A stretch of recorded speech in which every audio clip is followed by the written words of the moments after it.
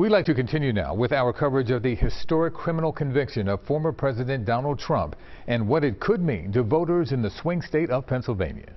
First, the presumptive Republican nominee and now convicted felon slammed the jury's verdict from Trump Tower this morning. Trump declared that he's going to fight and appeal his conviction on 34 counts of falsifying business records. Trump then called the entire trial a scam. He called the gag order imposed on him nasty, and he criticized the judge, the district attorney, and a key witness, his former lawyer Michael Cohen, but without saying his name. It was a rigged trial. We wanted a venue change where we could have a fair trial. We didn't get it. We wanted a judge change. We wanted a judge that wasn't conflicted, and obviously he didn't do that.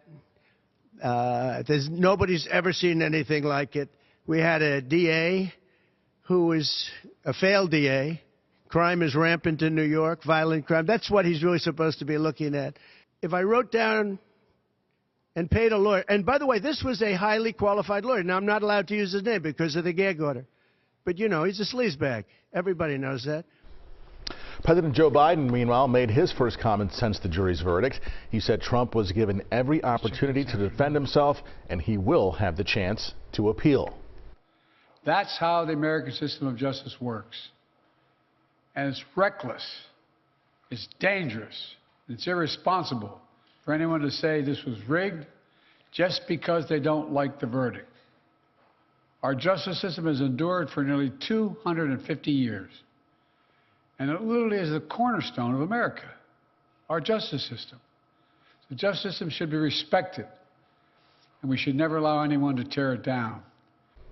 This is, of course, uncharted territory in America. The first former U.S. president to be convicted of crimes, now a convicted felon, is also the presumptive Republican nominee in this year's presidential race. Will there be an impact on the election in the battleground state of Pennsylvania? We're in the Lehigh Valley, in a county that voted red in 2016 and blue in 2020. We've also teamed up with our partners, CBS News Pittsburgh. Let's go now to our Dan Snyder, who's joined by reporter Barry Pintar. They're in Bellefonte, Center County. Dan?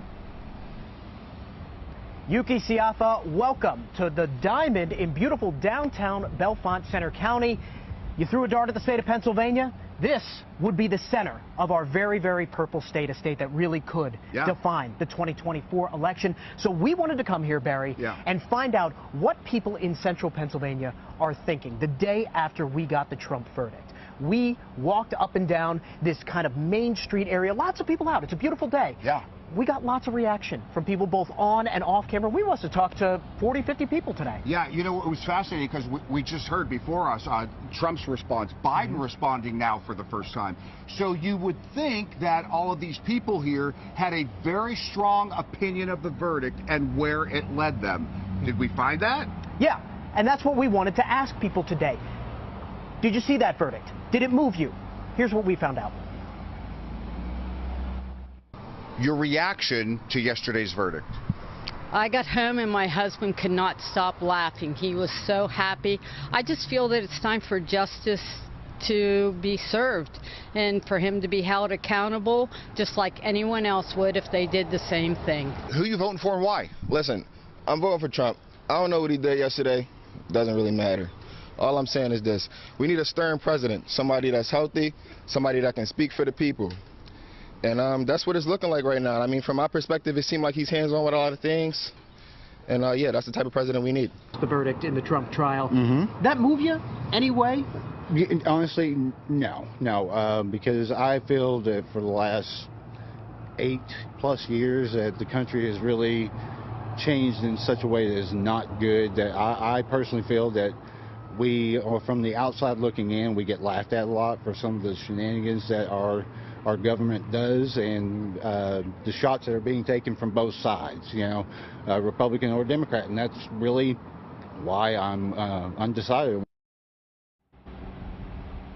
So there you have it, a really good mix of people, and we ended up talking to a really good mix of people. And Barry, just for context here, Center County, where Bellefonte is, did swing for Hillary Clinton in 2016 and President Biden in 2020, but just slightly, very slim margins here. So this is a county that could really go either way. In 2020, 80,000 votes separated President Biden and former President Trump. So every one of these votes is going to count. And we should point out, you heard from 3 people there that I thought were a good cross-section. My husband laughed.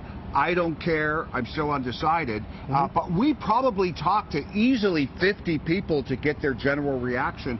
And overall, would you agree? It made no difference to anyone we talked to in terms of the verdict. Didn't seem like much. Yeah. Yuki? So, gentlemen, so no one was like truly surprised, it blew you out of the water with their response at all? Barry? Yeah, no. And Dan, I was surprised by that. I would have expected, whether you're red or blue or undecided, to say, oh, I was so shocked.